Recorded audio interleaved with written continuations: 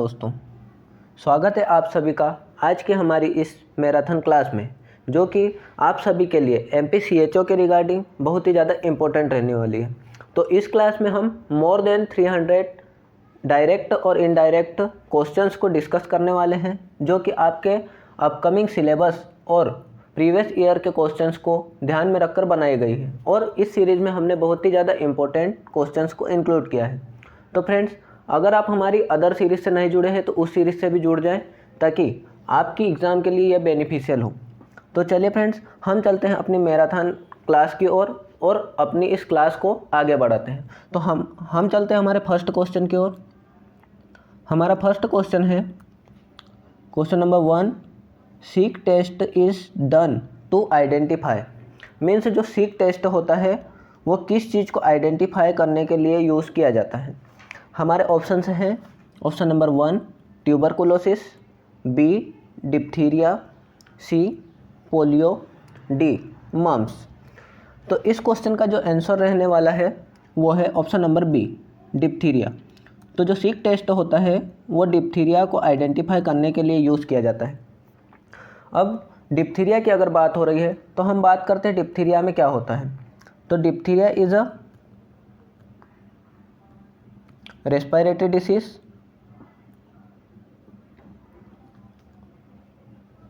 और इसके बारे में एक क्वेश्चन और आता है कि diphtheria is which type of disease. तो it is a bacterial disease, it is a bacterial disease. और इसका पॉजिटिव एजेंट की अगर बात करें तो वो होता है कोर्नी बैक्टीरियम डिप्थीरियाई। तो फ्रेंड्स, ये क्वेश्चन आप ध्यान रखिए, बहुत ही ज़्यादा इंपॉर्टेंट क्वेश्चन आता है जो कि डिप्थीरिया के रिगार्डिंग पूछा जाता है।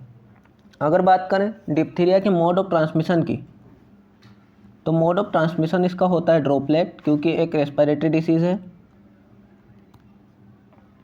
अगर बात करें इंक्यूबेशन पीरियड की, तो 2 to 6 डेज इंक्यूबेशन पीरियड होता है इसका। सीज़न जब यह मोस्टली फैलती है तो वो होता है विंटर सीज़न। एज ग्रुप की अगर बात करें, किस एज ग्रुप में ये ज़्यादा किस एज ग्रुप को अफेक्ट करते, तो 1 to 5 ईयर के एज ग्रुप को ये ज़्यादा अफेक्ट करती है। डिप्थीरिया से संबंधित ये सारे क्वेश्चंस आप ध्यान रखिए और अपनी नोटबुक में भी नोट करते जाइए, क्योंकि ये बहुत ही ज़्यादा इंपॉर्टेंट क्वेश्चंस हैं। अगर हम सिर्फ उस क्वेश्चन और उसके ऑप्शंस को देखेंगे तो हमारे अदर क्वेश्चन सॉल्व नहीं होंगे। तो हम उसके जो ऑप्शंस हैं उनको भी डिस्कस करेंगे और जो आंसर है उसको भी डिस्कस करेंगे, ताकि आपके डायरेक्ट और इनडायरेक्ट 200 से 300 क्वेश्चन से इस अकेली क्लास से डिस्कस हो सके और इसी क्लास से आपकी अपकमिंग एग्जाम्स में एज इट इज़ क्वेश्चन आ सके। तो वैसे ही क्वेश्चन हमने इसमें इंक्लूड किए हैं। तो आप बने रहिए हमारे साथ इस क्लास में। अब अगर बात करें जो डिप्थीरिया होता है, डिप्थीरिया 2 प्रकार का होता है। फर्स्ट होता है रेस्पिरेटरी डिप्थीरिया एंड जो सेकेंड होता है लेरिंजो ट्रेकियल डिप्थीरिया। अब जो रेस्पिरेटरी डिप्थीरिया है इसमें एक हॉलमार्क साइन दिखाई देता है, हॉलमार्क साइन जिसे बोलते हैं दैट इज़ द सूडोमेम्ब्रेन, जिसे बोलते हैं सूडोमेम्ब्रेन, जो कि इसका हॉलमार्क साइन होता है। सूडोमेम्ब्रेन में क्या दिखाई देता है, सूडोमेम्ब्रेन में दिखाई देता है yellowish membrane over tonsil trachea and larynx. Hallmark sign जो होता है, हमने अभी बात की, हॉलमार्क साइन में क्या दिखाई देता है, सूडोमेम्ब्रेन। सूडोमेम्ब्रेन में क्या दिखाई देता है, yellowish colour in trachea and larynx and tonsil. And एक और इसका सिम्टम दिखाई देता है जो हमारा रेस्पिरेटरी डिप्थीरिया होता है, बुल नेक अपीयरेंस। ये क्वेश्चन आपका रिपीटेड एग्जाम्स में पूछा गया है, तभी हमने इसमें इंक्लूड किया है, बुल नेक अपीयरेंस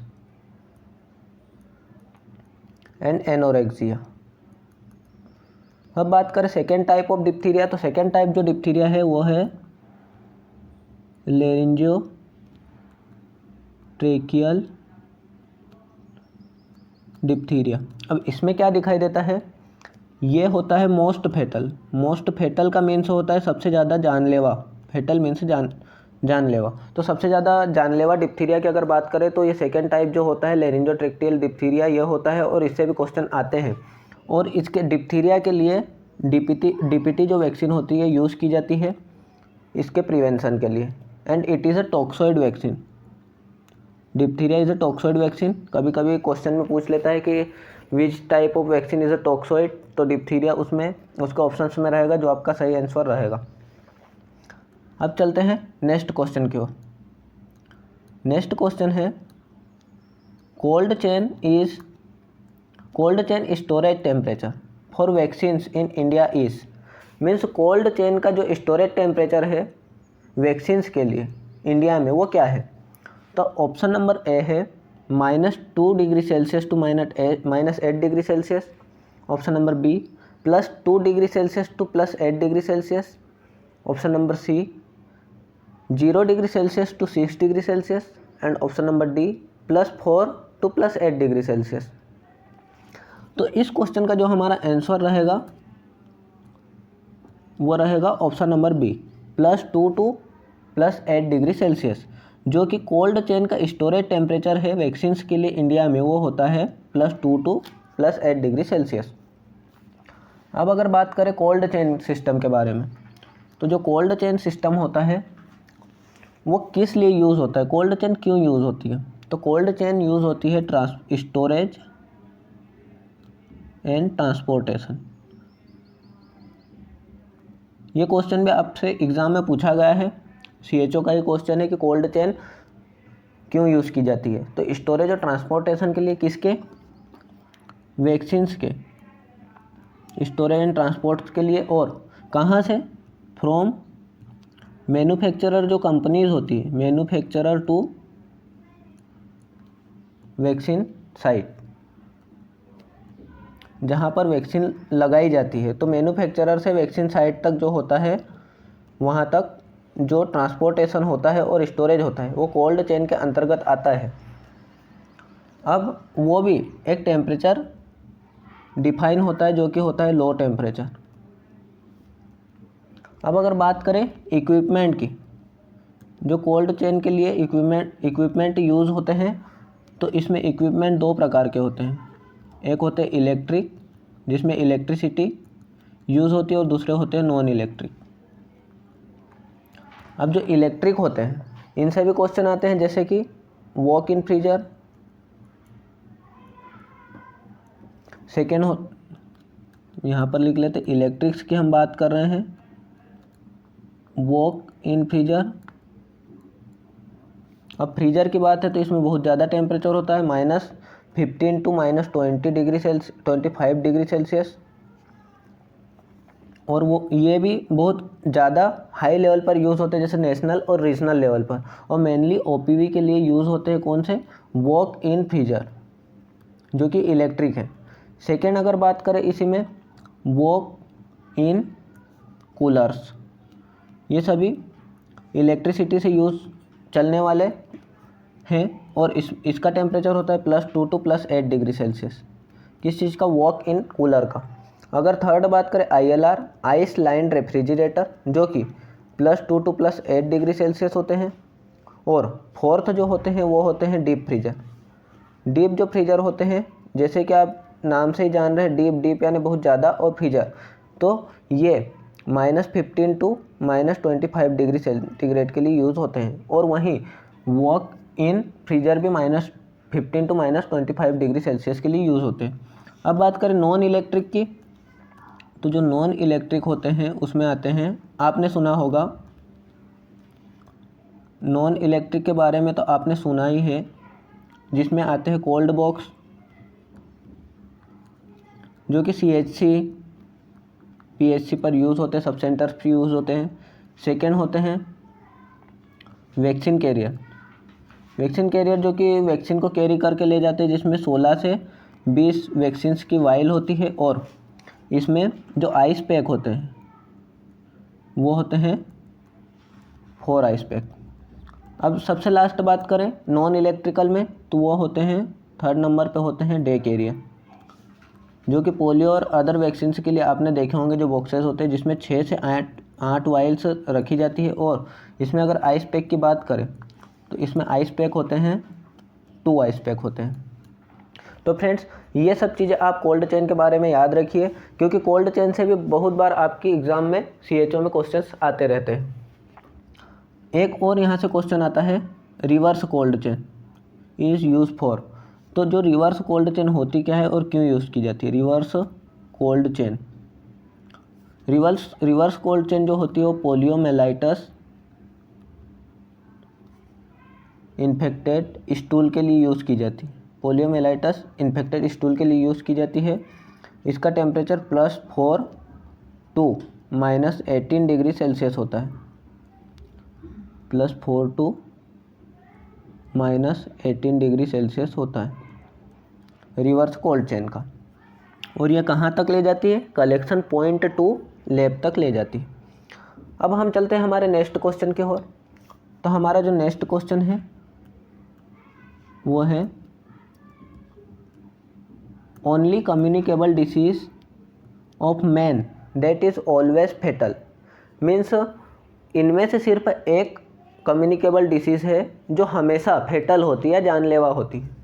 मीन्स 100% जानलेवा है, फेटलिटी रेट 100%। तो ऐसी कौन सी इसमें से डिसीज़ है? तो हमारे ऑप्शन से option number A measles, B TB, C chicken pox and D rabies.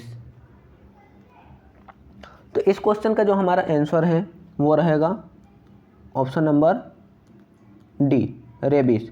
Rabies is 100% fatal communicable disease. अगर क्वेश्चन आता है कि निम्नलिखित में से कौन सी डिसीज़ के 100% फेटिलिटी रेट है, तो दैट इज़ रेबीज़। अब अगर बात करें रेबीज़ के बारे में, तो रेबीज़ जो होता है उसे हाइड्रोफोबिया भी कहा जाता है। Rabies is also called as hydrophobia. और रेबीज़ के फेटिलिटी रेट 100% हमने बात की। मेनली अफेक्टेड CNS को मेनली अफेक्ट करती है, सेंट्रल नर्वस सिस्टम को, इसलिए सेंट्रल नर्वस सिस्टम से संबंधित इसमें कुछ डिसओरिएंटेशंस दिखाई देती है। एजेंट की बात करें तो इसका पॉजिटिव एजेंट कौन होता है, ये भी आप ध्यान रखिए, that is lyssa virus. Lyssa virus type A positive agent of rabies होता है। अब अगर बात करें रेबीज़ के इंक्यूबेशन पीरियड की, तो रेबीज़ का जो इंक्यूबेशन पीरियड होता है वो होता है 1 to 3 month. Mode of transmission होता है bite of infected dog. Infected dog के बाइट से होता है रेबीज़, जो कि डॉग सलाइवा में रेबीज़ के जो लाइजा वायरस टाइप 1 एजेंट होता है।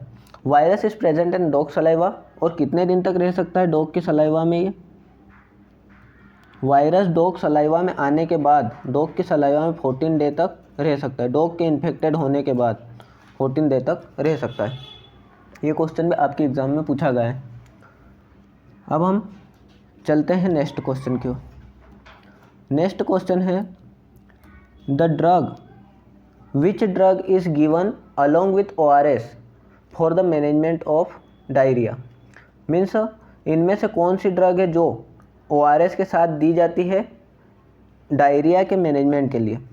हमारे ऑप्शंस है option number A nalidixic acid, option number B cefixime, C zinc and D cotrimoxazole. तो इस क्वेश्चन का जो आंसर रहेगा वो रहेगा option number C, zinc. Zinc is a use for diarrhoea with along with ORS। ORS के साथ zinc इसलिए दिया जाता है क्योंकि डायरिया को प्रिवेंट कर सके। अब बात करें या डायरिया को ट्रीट कर सके। अब बात करें जिंक की, तो जिंक जो आया है ORS की फर्स्टली हम बात कर लेते हैं। वैसे ORS की ऑस्मोलरिटी पर बहुत बार क्वेश्चन आ गया है। ऑस्मोलरिटी ऑफ ORS इज़ 245 मिली ओस्मोल पर लीटर। इसकी यूनिट भी ध्यान रखिए, मिली ओस्मोल पर लीटर होता है इसकी ऑस्मोलरिटी। वहीं अगर बात करें ORS के वेट की, तो ORS का पैकेट जो होता है उसके पैकेट का वेट होता है 20.5 ग्राम। ऑस्मोलरिटी हमने बात की 245 मिली ऑस्मोल। फ्रेंड्स, मैं बार बार इन क्वेश्चंस को इसलिए रिपीट कर रहा हूँ क्योंकि ये आपके एग्जाम्स में बार बार रिपीट हो रहे हैं। अब बात करें कि ORS को लेना कितना रहता है, तो 2 ईयर से अगर छोटा बच्चा है तो उसको देंगे 50 to 100 ml। वहीं अगर बात करें 2 to 10 ईयर का बच्चा होता है तो उसे देंगे 100 to 200 ml। और बात करें एडल्ट की, तो एडल्ट की बात करें तो एडल्ट में एज नीडेड, जितनी उसे ज़रूरत है या फिर जितना वो पी सकता है उतना ORS पिला सकते हैं, 1 लीटर भी पी सकता है। अब बात करें जिंक की, जो कि डायरिया के लिए यूज़ होता है और इसमें इस क्वेश्चन में उसकी बात की गई जो इस क्वेश्चन का आंसर है।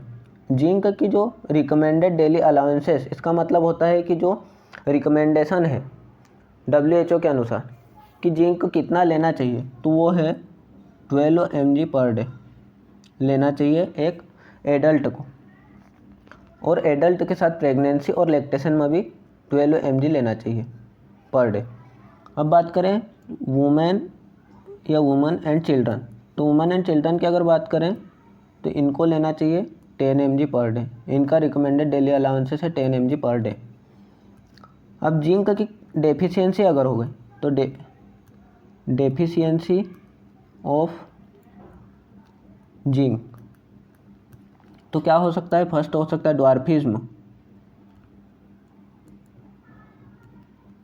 और सेकेंड अगर बात करें तो लॉस ऑफ एपेटाइट मीन्स भूख न लगना, और थर्ड अगर बात करें तो डिलेड वुंड हीलिंग मीन्स घाव देर से भरेंगे। एंड 3 चीज़ें इनमें दिखाई देती है जिसको कि जिंक की कमी के साइन बोलते हैं। 3C कंडीशन दिखाई देती है इसमें। 3C कौन से होते हैं, diarrhoea, dementia and delayed wound healing.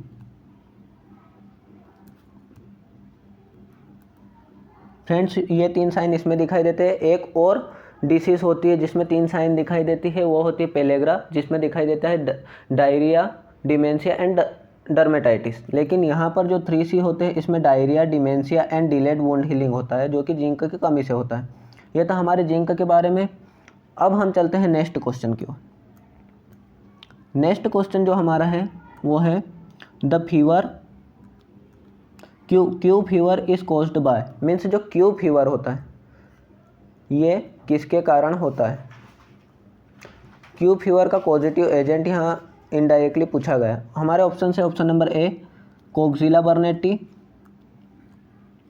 वही सेकेंड है लेशमीनिया डोनोवानी, थर्ड है रिकेट्सिया कोनोरी एंड डी वाला है बोर्डिटेला। तो हमारे इस क्वेश्चन का जो आंसर रहेगा वो है ऑप्शन नंबर ए कोक्सिला बर्नेटी। जो कोक्सिला बर्नेटी है ये होता है positive agent of Q fever. ये था हमारे इस क्वेश्चन का आंसर। हम चलते हैं नेक्स्ट क्वेश्चन की ओर। हमारा नेक्स्ट क्वेश्चन है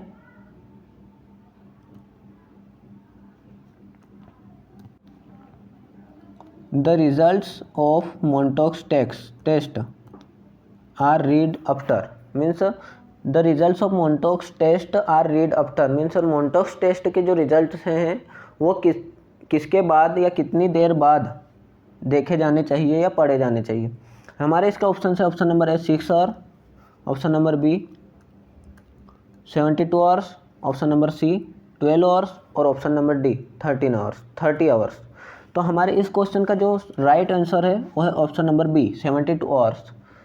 मतलब जो मोंटोक्स टेस्ट होता है उसके जो रिजल्ट्स हैं उनको 72 आवर्स में देखना चाहिए। You should check the results of Montauk test after 72 hours of administration of the antisera or the। तो हम अगर बात करें मोंटोक्स टेस्ट यूज़ क्यों होता है, तो ये होता है टीबी के डायग्नोसिस के लिए मोंटोक्स टेस्ट यूज़ होता है। और अगर बात करें टीबी की और अगर अदर डायग्नोसिस की भी बात करें टीबी के लिए तो टीबी के लिए 3 डायग्नोसिस होते हैं। चेस्ट एक्सरे चेस्ट हो गया, एक हो गया हमारा स्पूटम स्मीयर टेस्ट, थर्ड हो गया जेहन नील्सन टेस्ट,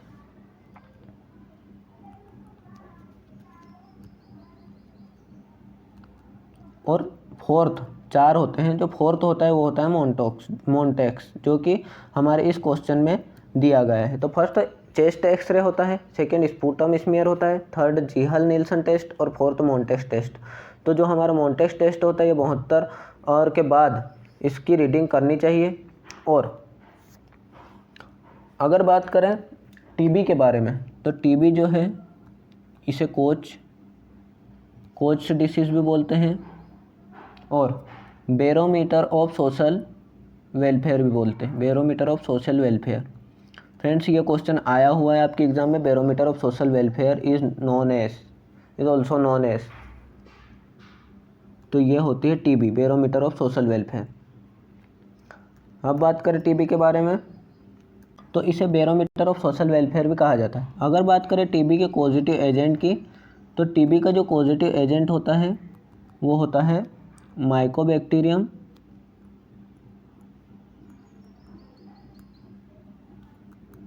ट्यूबरकुलाई। टीबी का पॉजिटिव एजेंट होता है। टीबी की खोज किसने की थी? तो टीबी की खोज की थी रॉबर्ट कोच ने, इसलिए इसे कोच डिसीज़ भी कहा जाता है। अगर बात करें कब की थी टीबी की खोज, तो ये की थी 24 मार्च 1882 में की थी टीबी की खोज। तो 24 मार्च को वर्ल्ड टीबी डे मनाया। 24 मार्च को वर्ल्ड टीबी डे भी मनाया जाता है। ये क्वेश्चन भी आप ध्यान रखिए क्योंकि यहाँ से भी क्वेश्चन आते हैं। अब अगर बात करें टीबी के टाइप्स, तो टीबी के जो टाइप्स हैं इसमें टीबी को एक फेमस नाम से जाना जाता है पोट्स डिसीज़ या पोट्स टीबी। इसे पोट्स टीबी क्यों बोलते हैं? क्योंकि स्पाइन एंड स्प्लीन इसमें अफेक्ट होता है, इसलिए इसे पोट्स डिसीज़ भी बोलते हैं। वहीं अगर टीबी की बात करें तो टीबी होती है ब्लड टीबी होती है, जो बोन की टीबी भी होती है। अगर बात करें लंग्स टीबी, जिसे पल्मोनरी टीबी बोलते हैं। और अगली है स्किन टीबी, मेनिंजियल टीबी, क्योंकि मेनिंजस को भी अफेक्ट कर सकती है टीबी के बैक्टीरिया, इसलिए मेनिंजियल टीबी। इंक्यूबेशन पीरियड की अगर बात करें तो इंक्यूबेशन पीरियड इसका बहुत ही ज़्यादा लंबा होता है, 1 मंथ टू 1 ईयर का इंक्यूबेशन पीरियड होता है। एक और इसमें टाइप आता है टीबी का, जिसमें TB is also affect TB affect करती है किनको? एनिमल्स को, जिसको क्या बोलते हैं? इसे बोलते हैं बोवाइन टीबी,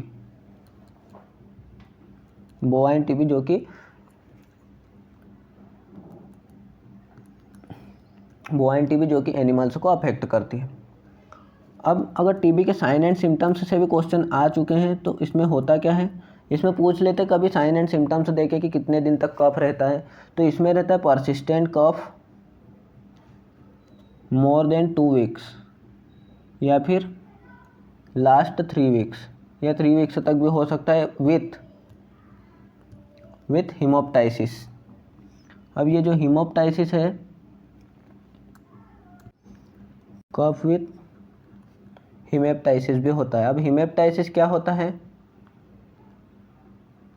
ये होता है ब्लड इन स्पूटम, तो ये भी दिखाई देता है। इसके अलावा और क्या साइन एंड सिम्टम्स दिखाई देते हैं? इसमें दिखाई देता है चेस्ट पेन, में अगर बात करें ब्रीथलेसनेस, और एक और इसमें सिम्टम दिखाई देता है, क्वेश्चन में पूछा जाता है आपको, low grade fever in night is clinical feature of TB tuberculosis. तो ये क्वेश्चन भी आप ध्यान रखिए। अब हम चलते हैं नेक्स्ट क्वेश्चन की ओर। तो हमारा जो नेक्स्ट क्वेश्चन है वो है commonest cause of infant mortality rate, IMR जिसे कहा जाता है। इन्फेंट मोर्टेलिटी रेट का जो कॉमनेस्ट कॉज है वो क्या है?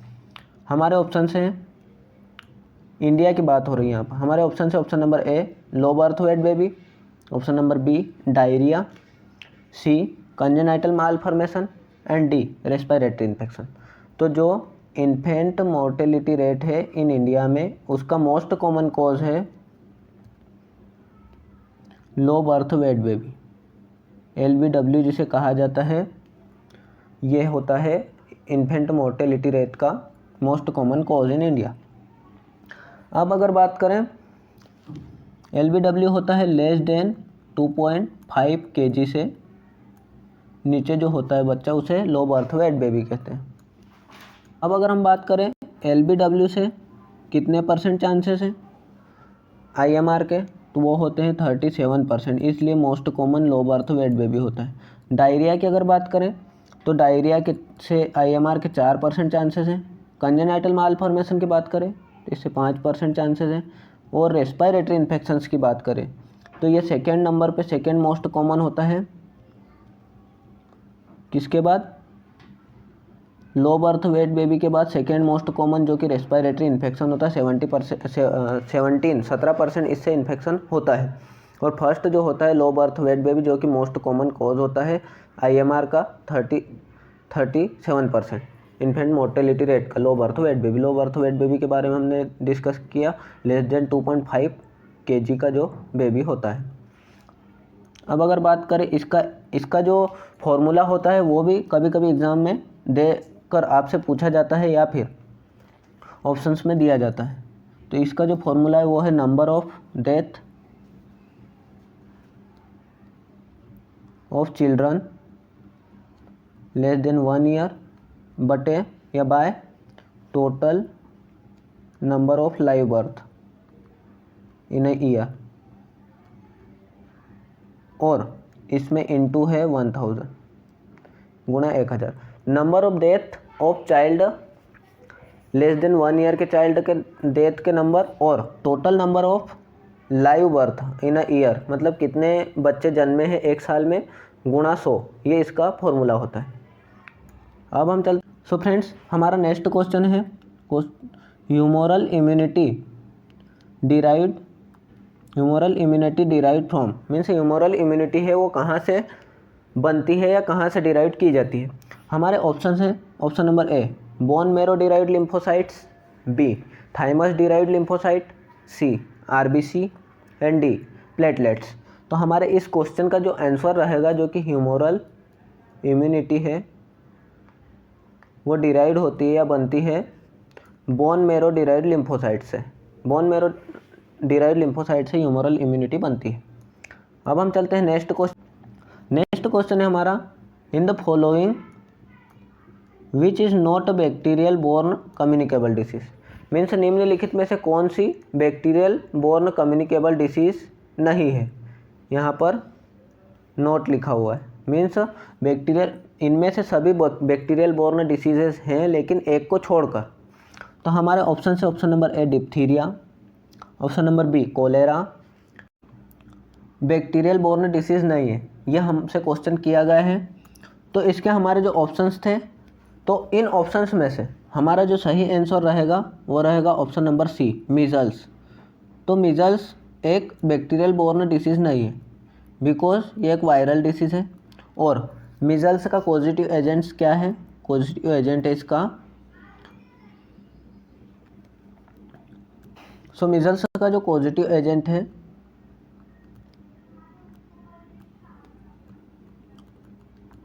वो है पैरामिक्सोवायरस या फिर मिक्सोवायरस, ये दोनों होते हैं पॉजिटिव एजेंट ऑफ मीजल्स। तो ये एक वायरस है, इसलिए यहाँ पर बैक्टीरियल डिसीज़ की जो कि मैं इंक्लूड इसे नहीं किया गया है, वायरल डिसीज़ है। इसका मोड ऑफ ट्रांसमिशन जो होता है वो होता है ड्रॉपलेट। मीजल्स का मोड ऑफ ट्रांसमिशन ड्रॉपलेट होता है। सीज़न की बात करें जिसमें ये मोस्ट कॉमनली फैलती है तो वो होता है विंटर सीज़न, विंटर में सबसे ज़्यादा फैलती है। और फ्रेंड्स, ये जो मैं आपको पॉइंट्स बता रहा हूँ ये बहुत ही ज़्यादा इंपॉर्टेंट है और कहीं ना कहीं प्रीवियस एग्जाम्स में पूछे गए हैं, तभी मैंने इसमें इंक्लूड किया है इस सीरीज़ में। तो इसका इंक्यूबेशन पीरियड की बात करें तो वो होता है 10 से 14 दिन। इसमें 3C साइन दिखाई देते हैं फ्रेंड्स। और जिंक में जो जिंक वाली डिसीज़ थी, जिंक की डेफिशिएंसी से उसमें 3D साइंस दिखाई देते हैं जिसमें कि dementia, diarrhoea and delay of wound healing था 3D, लेकिन यहाँ पर 3C साइन दिखाई देते हैं। तो ये 3C साइन क्या होते हैं? कफ, कोराइजा एंड कंजक्टिवाइटिस। ये 3C साइन दिखाई देते हैं मीजल्स में। अब अगर बात करें हमारे जो अदर ऑप्शंस हैं, जैसे कि डिप्थीरिया, तो डिप्थीरिया का जो पॉजिटिव एजेंट है वो है कॉर्निबैक्टीरियम डिप्थीरियाई। जैसे कि हमने बात की बैक्टीरियल डिसीज़ में इन सभी को इंक्लूड किया गया है, मीजल्स वायरल डिसीज़ है, इसलिए यहाँ पर कॉर्निबैक्टीरियम, बैक्टीरियम मीन्स बैक्टीरिया से होने वाली डिप्थीरिया है। वहीं सेकेंड जो हमारा ऑप्शन था कोलेरा, तो कोलेरा जो होता है इसका होता है positive agent vibrio cholera. Cholera का विब्रियो कोलेरा होता है और ये भी एक बैक्टीरिया होता है। वहीं अगर बात करें नेक्स्ट की, तो नेक्स्ट है हमारा टाइफॉइड। तो टाइफॉइड जो होता है it is a bacterial communicable disease और ये होता है साल्मोनेला टाइफी से, जो कि एक बैक्टीरिया है। डिप्थीरिया कॉर्निबैक्टीरियम डिप्थीरिया, कोलेरा जो कि कोलेरा होता है विब्रियो कोलेरा से होता है। मीजल्स की बात की थी जो कि एक वायरल डिसीज पैरामिक्सो वायरस से होती है। और टाइफॉइड जो होता है टाइफॉइड साल्मोनेला टाइफी नामक बैक्टीरिया से होता है। और वहीं अगर बात करें कोलेरा की, तो कोलेरा का जो इंक्यूबेशन पीरियड था कोलेरा का वो था 1 से 2 दिन। और मीजल्स का हमने क्या बात की थी, 10 से 14 दिन मीजल्स का था। अब हम चलते हैं नेक्स्ट क्वेश्चन की ओर। नेक्स्ट क्वेश्चन जो हमारा है वो है in India MPW scheme was started from the recommendation of. अब ये MPW स्कीम क्या है और ये किसकी रिकमेंडेशन पर हमारे इंडिया में स्टार्ट की गई थी? तो MPW जो है वो है multi purpose health worker. MPW का फुल फॉर्म होता है फ्रेंड्स, ये फुल फॉर्म भी आपसे कभी पूछ सकता है, मल्टीपर्पज़ हेल्थ वर्कर। तो ये किसकी रिकमेंडेशन पर इंडिया में लॉन्च किया गया था, यह स्कीम स्टार्ट की गई थी? तो इसके हमारे ऑप्शन है, option number A Bhore committee, option number B Kartar Singh committee, C Srivastava committee and D Mudaliar committee. Friends जो हेल्थ कमिटीज़ है वो बहुत ही ज़्यादा इम्पोर्टेंट है और यहाँ से बार बार क्वेश्चंस आए हैं आपके एग्ज़ाम्स में, तो हम कोशिश करेंगे कि इस पर भी एक सेपरेट वीडियो लेकर आए कमिटीज़ पर, जो कि आपकी एग्ज़ाम के लिए बेनिफिशियल हो। तो इस क्वेश्चन का जो हमारा आंसर रहेगा वो रहेगा option number B Kartar Singh committee. Kartar Singh committee ने ही जो है MPW स्कीम लॉन्च की थी और उसकी रिकमेंडेशन पर कब की थी? 1972 में लॉन्च हुई थी या इस्टेब्लिश हुई थी। अब इन्होंने दिया था एक नेम दिया था जिसको second name multipurpose health worker, और इसके चेयरमैन की भी बात आपसे पूछ सकते हैं कि इनके चेयरमैन इसके कौन थे? इसके चेयरमैन थे करतार सिंह, इसलिए उनके नाम पर ही ये कमेटी बनाई गई है। और इसमें ANM जो होती है, ANM का नाम चेंज करके FHW कर दिया गया था, जिसको FHW का फुल फॉर्म होता है FHW फीमेल हेल्थ वर्कर कर दिया गया था। और इसके साथ ही MSW भी किया गया था। MSW means malaria surveillance worker. तो फ्रेंड्स ये था हमारा MPW के बारे में। अब हम चलते हैं नेक्स्ट। हमारा नेक्स्ट क्वेश्चन है germ theory of disease was proposed by, means germ theory disease की जो है वो किसने दी थी? ऑप्शन नंबर ए है Robert Koch, option number B Louis Pasteur, option number C Hippocrates and option number D Joseph Lister. तो इस question का जो सही आंसर रहेगा वो रहेगा option number B Louis Pasteur. Louis Pasteur जो थे वो जर्म थ्योरी उन्होंने प्रपोज्ड की थी या उन्होंने दी। हमारा नेक्स्ट क्वेश्चन है friend in following which is a communicable disease, means निम्नलिखित में से कौन सी एक कम्युनिकेबल डिसीज़ है? ऑप्शन नंबर ए है MI, B cerebrovascular accident CVA, C leprosy and D peptic ulcer. MI का फुल फॉर्म होता है मायोकार्डियल इन्फेक्शन। तो इस क्वेश्चन का जो सही आंसर रहने वाला है वो है option number C. So leprosy is a communicable disease. और कौन से बैक्टीरिया से होती है, इसका पॉजिटिव एजेंट क्या होता है, इसका पॉजिटिव एजेंट है माइको बैक्टीरियम लेप्राई। सो ये भी जो टीबी के ही फैमिली से बिलोंग करता है, यह बैक्टीरिया भी टीबी का होता है माइकोबैक्टीरियम ट्यूबरकुलाई और लेप्रोसी का होता है माइकोबैक्टीरियम लेप्राई। अब अगर बात करें इसके अदर डिस्कशंस के बारे में, तो जो लेप्रोसी होता है, लेप्रोसी को कहा जाता है हैंसेन्स डिसीज़। क्योंकि यहाँ पर जो स्टूडेंट्स होते हैं बहुत ज़्यादा कंफ्यूज होते हैं, क्योंकि हैंसेन्स डिसीज़ देकर वो क्वेश्चन में पूछता है। तो Hansen's disease is also called as leprosy. और इंक्यूबेशन पीरियड की बात करें तो इसका इंक्यूबेशन पीरियड होता है 3 to 5 ईयर्स। मीन्स बहुत ज़्यादा इसका इंक्यूबेशन पीरियड होता है और एग्ज़ाम में आने की पूरी पॉसिबिलिटीज़ है 3 to 5 years. Mode of transmission की बात करें, ये भी इम्पोर्टेंट है क्योंकि ये दो चीज़ों से फैल सकता है, दो रूट से। एक तो डायरेक्ट कॉन्टैक्ट से भी फैल सकता है और ड्रॉपलेट भी फैल सकता है। दो प्रकार से फैलता है। Mode of transmission is a direct contact and droplet. Mainly क्या अफेक्ट होता है इसमें, तो लेप्रोसी में मेनली अफेक्ट पेरिफेरल नर्व्स,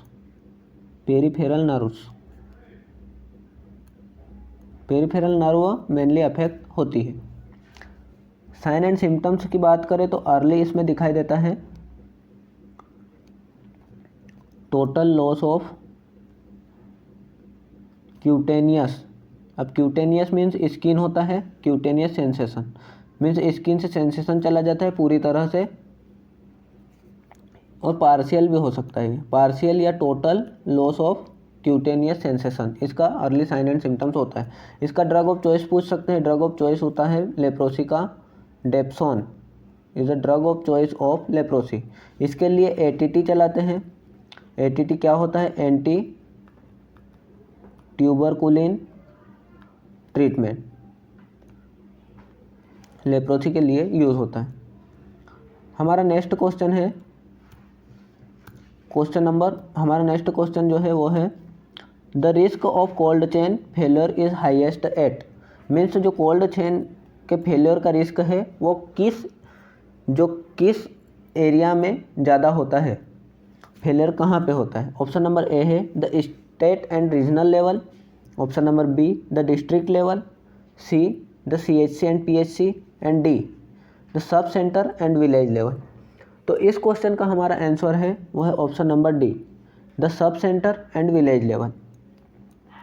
अब अगर बात करें कोल्ड चेन के बारे में कि ये सब सेंटर और विलेज लेवल पर क्यों ज़्यादा फेलियर होता है, क्योंकि जो कोल्ड चेन होती है वो वैसे तो डीप फ्रीजर और जैसे ही हमने प्रीवियस क्वेश्चंस में बात की कि डीप फ्रीजर और बहुत ही ज़्यादा प्रिवेंशन के साथ लाई जाती है, लेकिन जब सब सेंटर और विलेज लेवल पर इन्हें डिस्ट्रीब्यूट किया जाता है तो वहाँ पर कोल्ड चेन को मेंटेन नहीं किया जाता है और नहीं कर पाते हैं क्योंकि इतनी पॉसिबिलिटीज़ नहीं होती है। इसलिए विलेज लेवल और सब सेंटर पर इसके फेलियर रेट ज़्यादा होते हैं।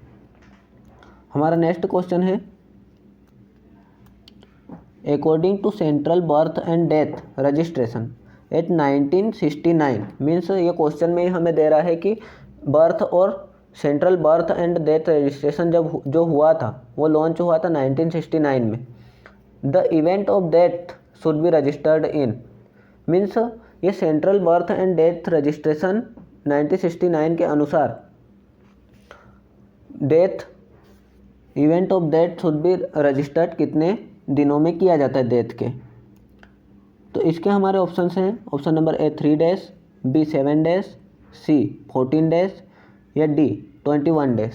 तो इस क्वेश्चन का जो आंसर रहने वाला है, जो डेथ सर्टिफिकेट होता है या डेथ रजिस्ट्रेशन होता है वो होता है 21 डेज आफ्टर डेथ रजिस्ट्रेशन होता है 21 डेज। तो हमारे इस क्वेश्चन का आंसर है option number D.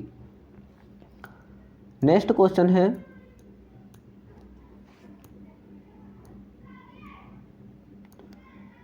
Races of chicken pox first appears on, means जो चिकन पॉक्स के रेसेस होते हैं वो फर्स्ट कहाँ पर अपीयर होते हैं, दिखाई देते हैं। ऑप्शन नंबर ए है ट्रंक, बी फेस, सी आर्म और डी जो है वो है लेग्स।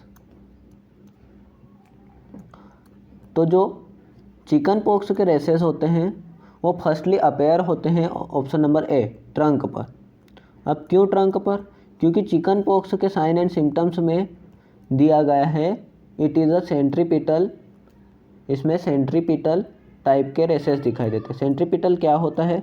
सेंट्रीपिटल मीन्स होता है ट्रंक से एक्सट्रीमिटीज़ की ओर या फिर सेंट्रल टू पेरिफेरली इसके रेसेस दिखाई देते हैं सेंट्रीपिटल। वहीं स्मॉल पॉक्स की बात करें तो उसमें सेंट्रीफ्यूगल टाइप के रेसेस दिखाई देते हैं जो कि एक्सट्रीमिटीज टू ट्रंक होते हैं। तो इसमें firstly appear the rashes in the trunk and lastly appear on the extremities legs and hands पर दिखाई देते हैं। अगर बात करें चिकन पॉक्स की तो चिकन पॉक्स का पॉजिटिव एजेंट होता है वेरिसेला वायरस। इंक्यूबेशन पीरियड की बात करें 14 से 16 दिन होता है और मेनली अफेक्ट करता है लेस देन 10 ईयर के चिल्ड्रंस को चिकन पॉक्स। सीज़न अगर बात करें, क्योंकि यहाँ से क्वेश्चंस आते हैं फ्रेंड्स, इसलिए आप इन पॉइंट्स को नोट डाउन करते रहिए, क्योंकि कहीं ना कहीं ये क्वेश्चंस किसी न किसी एग्ज़ाम्स में पिछले प्रीवियस पेपर्स से ही इंक्लूड किए गए हैं इस हमारे मॉडल पेपर में। तो इसका सीज़न होता है इसका विंटर सीज़न मेन होता है और ये it is a respiratory disease, respiratory system को ज़्यादा अफेक्ट करती है। और रेसेस फर्स्ट अपीयर हमने देख लिया है कि ट्रंक पर होते हैं। इसके ट्रीटमेंट में जो ड्रग्स चलती है उसमें होती है एसाइक्लोवीर, जो कि ट्रीटमेंट के लिए यूज़ होती है एसाइक्लोवीर। एंड एक सेकेंड और थेरेपी होती है ओटामिल थेरेपी। अगर बात करें प्रिवेंशन में तो प्रिवेंशन में होता है चिकन पॉक्स वैक्सीन। ट्रीटमेंट की अगर बात करें तो एसाइक्लोवीर मेडिसिन और ओटामिल थेरेपी दी जाती है बात, और अगर प्रिवेंशन की बात करें तो चिकन पॉक्स वैक्सीन दी जाती है। हम चलते हैं नेक्स्ट क्वेश्चन की ओर। नेक्स्ट क्वेश्चन है हमारा, हमारा जो आंसर रहेगा वो रहेगा option number B, anti tobacco day is celebrated in 31 of May. Which of the following day falls on 31 of May, means 31 मई को कौन सा डे होता है। ऑप्शन में जो हमारा ऑप्शन नंबर बी है एंटी टोबैको डे, ये हमारे इस क्वेश्चन का सही आंसर रहने वाला है। और अदर ऑप्शन जो है उनके बारे में हम अभी डिस्कशन कर रहे हैं। ऑप्शन नंबर फर्स्ट जो है world population day. World population day या विश्व जनसंख्या दिवस जो होता है वो मनाया जाता है 11 जुलाई।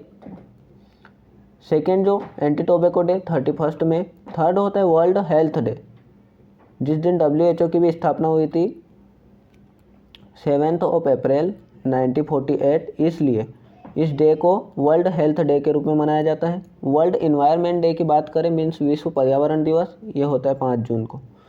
तो ये थे हमारे फ्रेंड्स इस क्वेश्चन के बारे में। अब हम चलते हैं नेक्स्ट क्वेश्चन की ओर। तो the disease characterized by enlargement and tenderness of parotid gland, means इनमें से कौन सी ऐसी डिसीज़ है जो कि जिसमें इनलार्जमेंट ऑफ पैरोटिड ग्लैंड और उसमें टेंडरनेस दिखाई देती है, किसमें? पैरोटिड ग्लैंड में। ऑप्शन नंबर ए है measles, B mumps, C rubella and D chicken pox. So इस क्वेश्चन का सही आंसर क्या है फ्रेंड्स, आप कमेंट बॉक्स में कमेंट करके ज़रूर बताएं अगर आपको पता है। इस क्वेश्चन का जो सही आंसर रहने वाला है वो है option number B, mumps. Mumps में पैरोटिड ग्लैंड अफेक्ट होती है, इसलिए इसका सेकेंड नेम जो होता है वो होता है एपिडेमिक पेरोटाइटिस। मीन्स पेरोटाइटिस, पेरो से पैरोटिड ग्लैंड एंड आइटिस का मीन्स होता है इन्फ्लामेशन, मीन्स पैरोटिड ग्लैंड में इन्फ्लामेशन ये दिखाई देता है मम्स में। Mumps is a communicable disease. और अगर बात करें मम्स की तो ये RNA वायरस से फैलती है। RNA वायरस भी इसमें कौन सा होता है? Myxo virus. कौन से सीज़न में होती है? मेनली विंटर सीज़न में ये फैलती है। और एज ग्रुप की बात करें तो this disease is mainly affect 5 to 9 year age of children. 5 से 9 साल के बच्चों को मेनली अफेक्ट करती है ये डिसीज़। और वहीं अगर बात करें मोड ऑफ ट्रांसमिशन की, तो इसका मोड ऑफ ट्रांसमिशन ड्रॉपलेट होता है, क्योंकि माउथ वाली बीमारी है, इसमें पैरोटिड ग्लैंड अफेक्ट होती है। इंक्यूबेशन पीरियड की अगर बात करें 14 से 18 डेज होता है। फ्रेंड्स, ये सभी मम्स के बारे में बहुत ही ज़्यादा इम्पोर्टेंट जानकारी थी। मम्स में जो कॉम्प्लिकेशंस दिखाई देते हैं, उन कॉम्प्लिकेशंस की भी हम बात कर लेते हैं।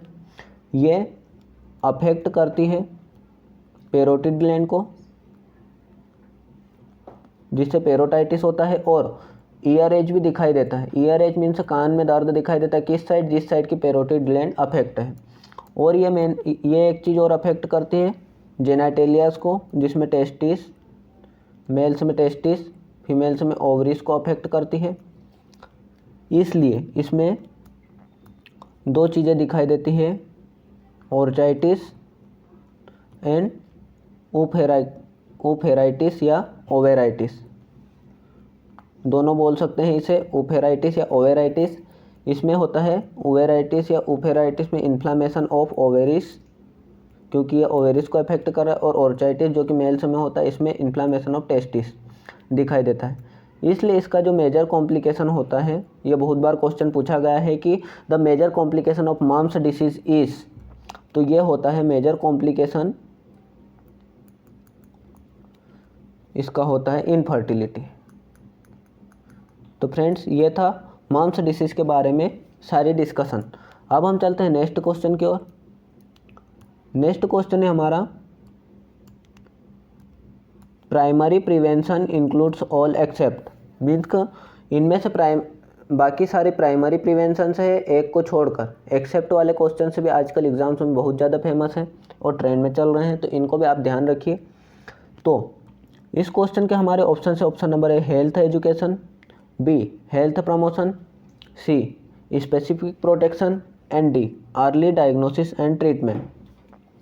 तो जो प्राइमरी प्रिवेंशन होते हैं, उनमें मेनली क्या किया जाता है, हेल्थ एजुकेशन भी दिया जाता है, हेल्थ प्रमोशन भी किया जाता है, और स्पेसिफिक प्रोटेक्शन भी किया जाता है। क्योंकि जो प्राइमरी प्रिवेंशन होता है वो बिफोर डिसीज़ होता है। वहीं अगर बात करें हमारे फोर्थ ऑप्शन जो कि अर्ली डायग्नोसिस एंड प्रिवेंशन, तो डायग्नोसिस कब करेंगे, जब डिसीज़ आ गई है, मीन्स ये डिसीज़ आने के बाद की बात हो रही है, और ट्रीटमेंट भी डिसीज़ आने के आफ्टर डिसीज़ की बात हो रही है। तो आफ्टर डिसीज़ की अगर बात करें तो प्राइमरी प्रिवेंशन में नहीं आएगा, वो जाएगा सेकेंडरी एंड टर्सरी प्रिवेंशन में। तो इस क्वेश्चन का जो सही आंसर है वो है ऑप्शन नंबर डी, क्योंकि यहाँ पर एक्सेप्ट पूछा गया है। अब बात करें प्रिवेंशन की, जो कि आपकी लेवल ऑफ प्रिवेंशन जो कि आपकी एग्ज़ाम में अपकमिंग CHO एग्ज़ाम में स्पेशली मेंशन किया गया है, प्रिवेंशन या डिसीज़ प्रिवेंशन जो टॉपिक है वो। तो अगर बात करें प्राइमरी, इसके 3 जो लेवल्स होते हैं उनकी अगर बात करें, प्राइमरी प्रिवेंशन होता है, इसमें प्राइमरी प्रिवेंशन क्या होता है जो कि हमने डिस्कस किया, health education, health promotion, health specific protection, जो कि बीमारी या डिसीज़ आने से पहले होता है। सेकेंडरी की अगर हम बात करें तो सेकेंडरी जो होता है, सेकेंडरी में होता है डायग्नोसिस, मीन्स कोई सी डिसीज़ आ गई उसका पता लगाने के लिए डायग्नोसिस, और ऑल टाइप के जो होते हैं चेकअप्स, जैसे कि वाइटल्स हो गए, और वही हो गया sugar check and other type के चेक जो कि डायग्नोसिस के अंतर्गत आते हैं।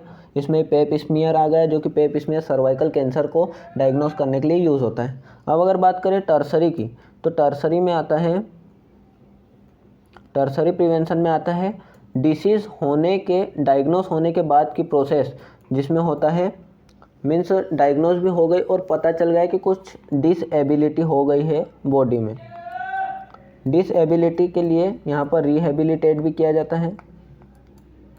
अब कैसे किया जाता है, जैसे कि फ्रैक्चर हुआ है या फिर पैर अगर कटा है तो उसके लिए crutch walking, that is the tertiary prevention में आता है। तो ये था friends prevention, level of prevention के बारे में। अब हम चलते हैं नेक्स्ट क्वेश्चन की ओर। क्वेश्चन नेक्स्ट है हमारा, primary prevention of TB includes, means TB का प्राइमरी प्रिवेंशन क्या होता है। फर्स्ट प्रिवेंशन टीबी के लिए क्या करेंगे, हमारे ऑप्शन से ऑप्शन नंबर ए डॉट्स होता है, option number B BCG vaccine, C blood transfusion and D MDT multi drug therapy, इसका फुल फॉर्म होता है ऑप्शन नंबर सी जो होता है ब्लड ट्रांसफ्यूजन, बी होता है जो बीसीजी वैक्सीन होती है, बीसीजी वैक्सीन का फुल फॉर्म है बेसिलस कैलामेट ग्यूरिन, बीसीजी वैक्सीन का फुल फॉर्म होता है। और वहीं अगर बात करें डॉट्स की, तो डॉट्स जो कि टीबी के लिए ड्रग थेरेपी है, direct observe treatment of short course, इसका फुल फॉर्म होता है। तो जो टीबी के लिए प्राइमरी प्रिवेंशन या फर्स्टली यूज़ करेंगे वो करेंगे बीसीजी वैक्सीन, टीबी के लिए फर्स्टली यूज़ करते हैं।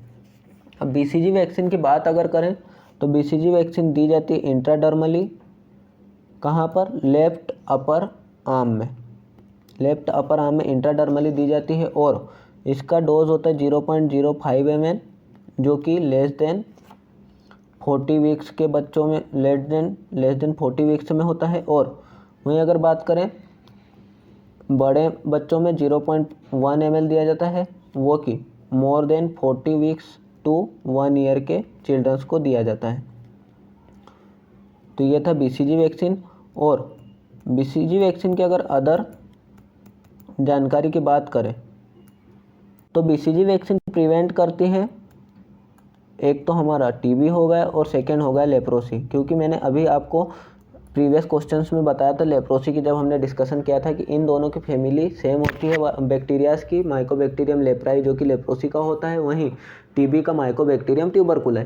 तो इनके लिए वैक्सीन सेम दी जाती है जो कि प्रिवेंट करती है टीबी और लेप्रोसी को, जो कि होती है बीसीजी बेसिलस कैलामाइड ग्यूरिन, सेम दी जाती है 0.05 ml जो कि लेस देन 40 वीक्स के बच्चों को, 0.1 ml जो कि मोर देन 40 वीक्स के बच्चों को टू 1 ईयर तक, और इंट्राडर्मली दी जाती है, लेफ्ट अपर आर्म में दी जाती है। अगर बात करें बीसीजी वैक्सीन के स्टोरेज टेम्परेचर की, स्टोरेज जो टेम्परेचर होता है यहाँ से एक बार क्वेश्चन पूछा जा चुका है, +2 to +8 degree Celsius storage temperature होता है बीसीजी का।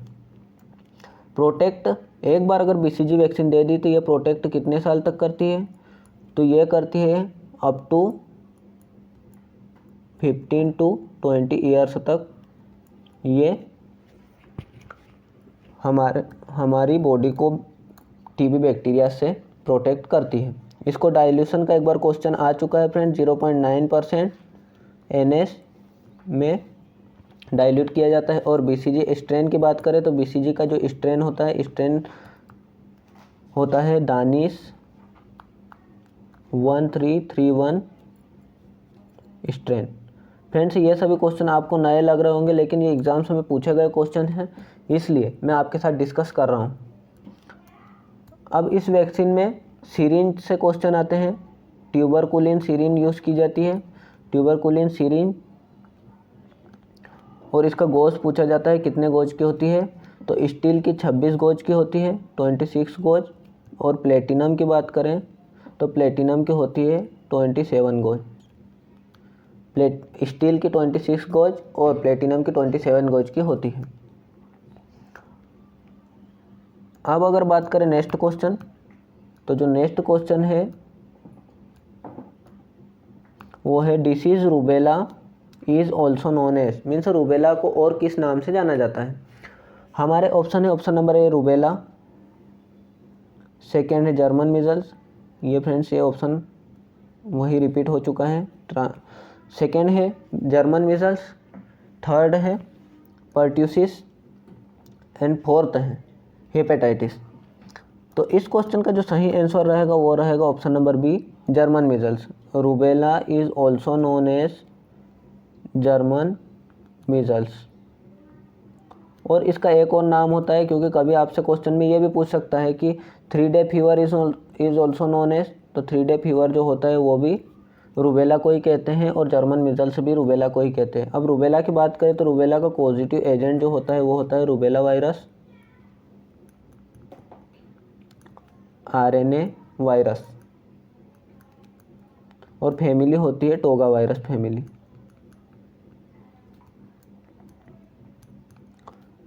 और ये डिसीज़ ओनली देखी जाती है 3 दिन तक, ओनली सीन इन 3 डेज, इसलिए इसे 3 डे फीवर भी कहा जाता है। अब मोड ऑफ ट्रांसमिशन की बात करें तो मोड ऑफ ट्रांसमिशन इसका भी होता है ड्रॉपलेट। कॉम्प्लिकेशन के इसमें 3 कॉम्प्लिकेशन होते हैं ATPE, ये इसकी ट्रिक हो गई ATP। तो A से होता है अर्थराल्जिया, T से होता है थ्रोम्बोसाइटोपेनिक परप्यूरा। थ्रोम्बोसाइटोपेनिक परप्यूरा का मीन्स होता है कि प्लेटलेट्स की कमी के कारण ब्लूइश डिस्कलरेशन होना। प्लेटलेट्स की कमी भी हो जाती है, ब्लूइश डिस्कलरेशन भी, पिंकिश डिस्कलरेशन हो जाता है। प्लेटलेट्स की कमी भी हो जाती है, पिंकिश डिस्कलरेशन। और ई से होता है इंसेफेलाइटिस, ब्रेन में इन्फ्लामेशन को इंसेफेलाइटिस कहते हैं, हो सकता है। अब हम चलते हैं नेक्स्ट क्वेश्चन की ओर। ये क्वेश्चन जो है हमारा लास्ट क्वेश्चन रहने वाला है फ्रेंड्स।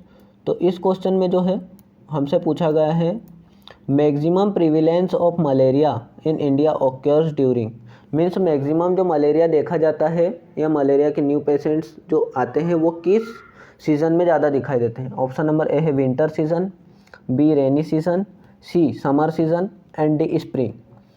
तो इस क्वेश्चन का जो आंसर रहने वाला है वो है option number B, rainy season. Malaria जो है वो रेनी सीज़न में ज़्यादा दिखाई देता है। क्यों रेनी सीज़न में ज़्यादा दिखाई देता है? क्योंकि मलेरिया का जो पॉजिटिव एजेंट जो होता है वो तो होता है Plasmodium falciparum and Plasmodium vivax, ये इसके पॉजिटिव एजेंट है। लेकिन रेनी सीज़न में ज़्यादा फैल रहा है, इसका हम यहाँ से कॉन्सेप्ट क्लियर करेंगे कि जो प्लाज्मोडियम वाइवेक्स एंड फैल्सीपेरम है इनको फैलाता कौन है। इसका वेक्टर जो है, आपने बार बार नाम सुना होगा, इसका वेक्टर जो है वो है फीमेल एनोफिलिस मॉस्किटो। जो फीमेल एनाफिलिस मॉस्किटो है वो इस प्लाज्मोडियम फैल्सीपेरम और प्लाज्मोडियम वाइवेक्स को ले जाने वाला वेक्टर है। और ये एक मॉस्किटो है जो कि फीमेल एनाफिलिस मॉस्किटो है, जो मलेरिया का वेक्टर है। ये रुके हुए पानी, और अगर बात करें वाटर, तो वाटर में अपनी ग्रोथ और अपनी लार्वास की ग्रोथ करती है। जब रेनी सीज़न होता है तो तब हर जगह पानी भरा हुआ रहता है, पानी इकट्ठा रहता है, तो इसके जो मॉस्किटोज है वो ज़्यादा अपनी ग्रोथ करते हैं और इस सीज़न में मलेरिया ज़्यादा दिखाई देता है। तो ये था फ्रेंड्स हमारी आज की क्लास। तो आपको ये क्लास कैसी लगी हमें कमेंट करके ज़रूर बताएं। और अगर आप इसी तरह से मैराथन क्लासेस जो कि स्पेशली CHO के रिगार्डिंग होती है और आपकी एग्ज़ाम के लिए बहुत ही ज़्यादा इम्पोर्टेंट है, उस तरह की क्लासेस और चाहते हैं तो कमेंट करके ज़रूर बताएं। और अगर इस वीडियो पर नए हैं और चैनल पर नए हैं तो चैनल को सब्सक्राइब करें और इस वीडियो को अपने फ्रेंड्स के साथ शेयर ज़रूर करें। Subscribe please, like, subscribe and share. Thanks for watching. चलिए फ्रेंड्स, मिलते हैं हम हमारे नेक्स्ट वीडियो में।